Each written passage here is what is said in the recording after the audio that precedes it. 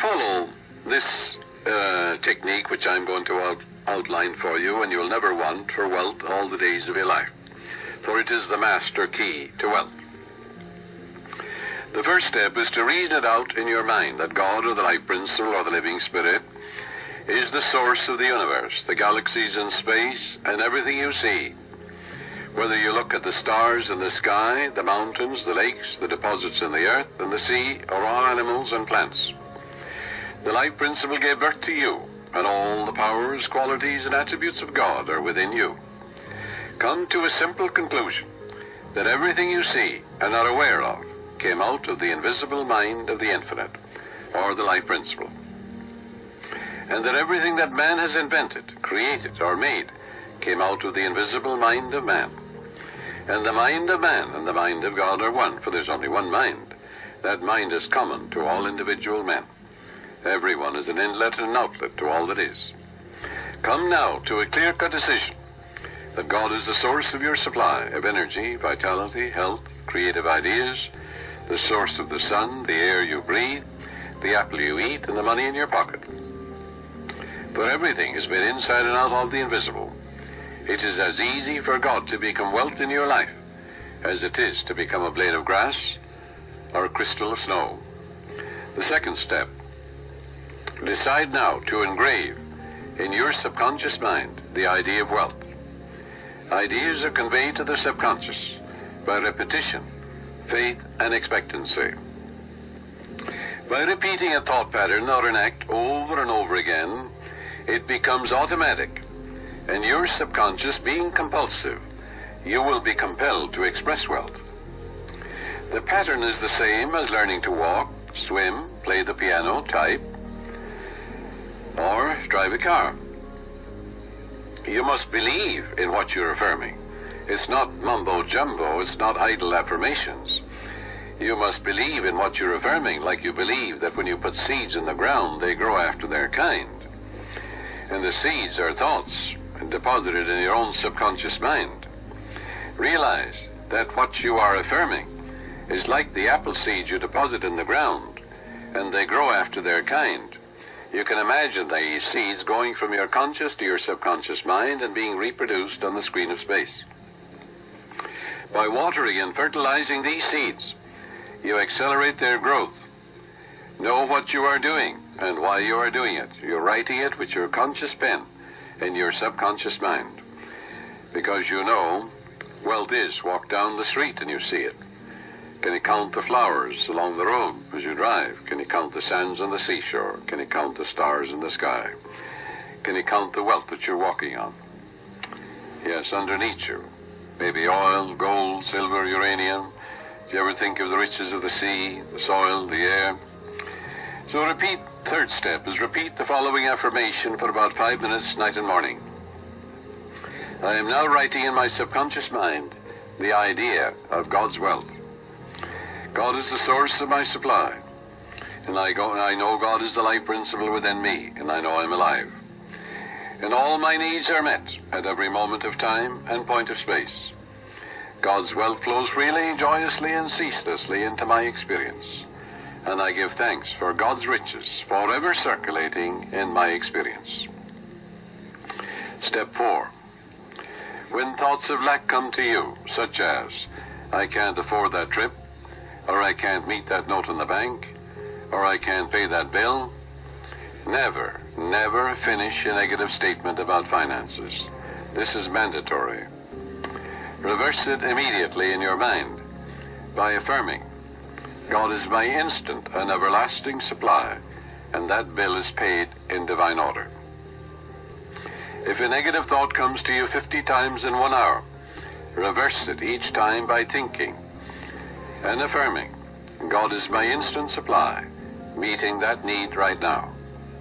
After a while, the thought of financial lack will lose all momentum, and you will find your subconscious is being conditioned to wealth. If you look at a new car, for example, never say, I can't buy that or I can't afford it. Your subconscious takes you literally and blocks all your good. On the contrary, say to yourself, that car is for sale. It is a divine idea, and I accept it in divine order through divine love. This is the master key to wealth. It's impossible for any sincere person to practice this technique and not have all the wealth he or she needs all the days of your life. So follow it, and you're setting the law of opulence in operation. It will work for you as well as for anybody else. The law of mind is no respecter of persons. Your thoughts make you wealthy or poor. Choose the riches of life right here and right now. A sales manager sent me one of his men for counseling. This salesman was a brilliant college graduate. He knew his products very well. He was in a lucrative territory, but was making only $5,000 annually in commissions. The sales manager felt he should double or at least triple it. In talking to the young man, I found he was down on himself. He had developed a subconscious pattern or self-image of $5,000 a year. In other words, that's all I'm worth. He said that he had been born in a poverty-stricken home and that his parents had told him that he was destined to be poor. His stepfather had always told him, "You'll never amount to anything. You're dumb, you're stupid." These thoughts were accepted by his impressionable mind, and he was experiencing his subconscious belief in lack and limitation. I explained to him that he could change his subconscious mind by feeding it with life-giving patterns.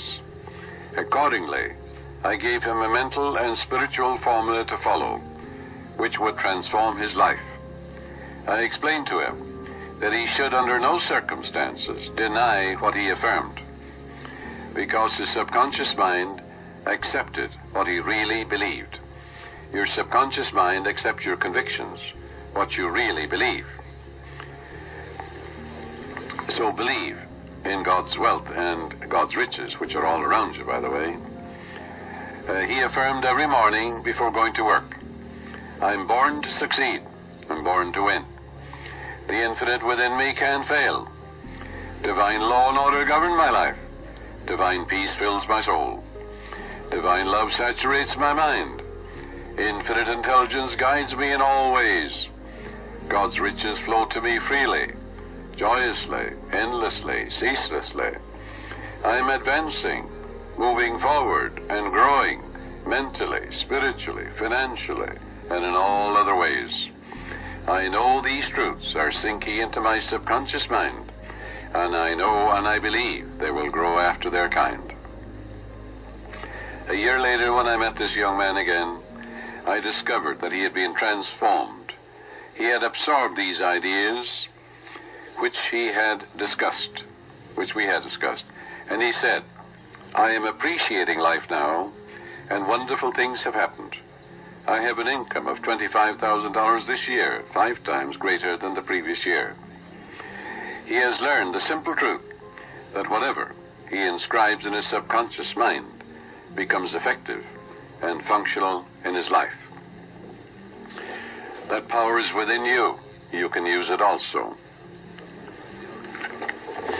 The young boy who's operating this machine while I am broadcasting, his name is Robbie Wright.